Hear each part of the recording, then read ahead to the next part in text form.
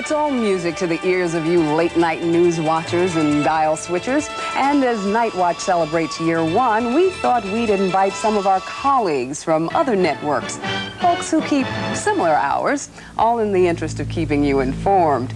Standing by at the ABC studio in Washington is Nightline's Ted Koppel. And at NBC's New York studio, Linda Ellerby and Bill Schechner of NBC Overnight. Welcome to all three. Glad to have you with us on Nightwatch. Certainly a network first. Happy birthday. Yes, happy birthday to us. Thank you very much. And happy birthday to you. Ted, you are the senior citizen of the group here. You've been on the air. You just mean I'm older than the rest of you, that's all. Not at all. You really are kind of the patriarch in some ways. Your show was one of the first on the air late night. Looking back now from this perspective, what do you think? Do you think the public is kind of too thoroughly soaked with news? Do you think there's a point at which it will get to be too much? Oh, I've got to tell you, Felicia, I think what happens in our business, as in every other business, is that the public just buys so and so much of it, and then eventually it doesn't make any difference whether you're selling news or whether you're selling widgets.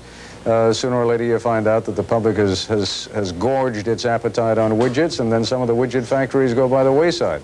I suspect the same thing will happen to us one of these days, but let's hope it doesn't happen tomorrow. Do you think that that's what happened with the ABC program that did go off the air? That the people, did they vote and say that that was too much?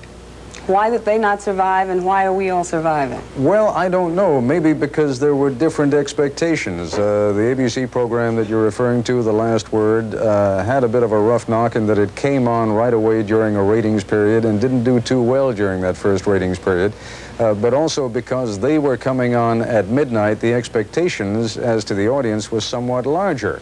You've got a bit of an advantage in that, you know, at your time of day, if you bring in what's your audience? 1 million? Over 1 million? 1.5 million on a slow night. Well, you know, if you bring in 1.5 million folks you know, at those hours, I would think the network is probably delighted. Absolutely. If you have only 1.5 million at midnight, then, you know, a little more disappointing. They lock away all those rolls of towels in the executive bathrooms. Well, Linda, the reception of your show has been wide and broad.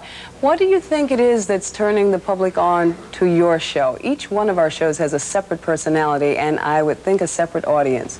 What is it about what you're offering over there at NBC keeps people up? Well, I'm not sure it keeps people up. I think there are a lot more people up than the network suspected.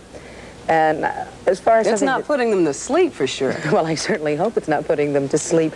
As far as what Ted said about when there's too much news, I don't think we're in a situation where there's too much news. I think you can ask the question that why until last year did all three networks say, if you want a national newscast, you'd better be home in place, you know, at 7 o'clock or 6:30 or 5:30, depending where you are. I think it's about time that we added this news. Bill, what have you learned about who your audience is? Who's up? As far as we can tell, a lot of people are coming off of 4 to midnight kind of shifts. They're the regulars. They're the people for whom our broadcast, or yours, is the main newscast of their day. They want to find out what happened. And then there are bunches of students, we think. We can tell that from the mail. And occasional transients, you know, nursing mothers and people who are up a little while and turn on and find us. But there are, like Linda said, there are a lot of people for whom this is not an unusual shift. It's just the way their workday is. It's like us. I mean, it's the way our workday is, too. Yeah, we go home and watch you guys. And we watch you. We watch all of us. But now, Ted, you are on a little earlier than Nightwatch or than Overnight. Do you think your audience is a lot different? Yes, I think it is, because I think our audience is made up of people who kind of sample the first minute or two. They'll come on, and on the basis of whether or not they want to watch that particular subject, they stay with us or go away. Let me just jump back for a moment to something that Linda was saying. Mm-hmm. I agree totally with what she said, namely, up until now, the networks have said, we're here, our store is open at 6:30 or 7 o'clock in the evening, and if you're free, I'll come on by and watch the news. I think the big difference, however, now is cable television, which has learned that if you're available 24 hours a day, so that you can say to people, in effect, any time that's convenient for you, come on and tune in, That's something a little bit different. But nevertheless, even though you're available at hours that previously were not serviced by news, you're still there at a particular time. You set up shop at 1 o'clock or 2 o'clock in the morning, and folks have got to come and find you then. So you think it's much more of a service now? That we are possibly more service-oriented? No, we're not. In the 80s as no, networks? the commercial networks are not. That's precisely my point. Than the we commercial were networks before. are still taking the position, if you want to watch this particular program, we are here at such and such an hour. It's the cable networks now that are saying, hey, customers, you're the ones who are important. I mean, they're saying it because they think they can make an inroad in our business, and they are. They're saying you come at any time that's convenient for you, and, you know, hang around for about 15 or 20 minutes, and you'll be sure to get the news. That's different. Bill, do you think that maybe we're all here because of maybe trying to keep Ted Turner in his place? I don't think we're trying to keep him in his place. I think we're here because we provide a service for our affiliate stations. I mean, some way or other has to be found to get pictures across the country, and a news show is one way to do it.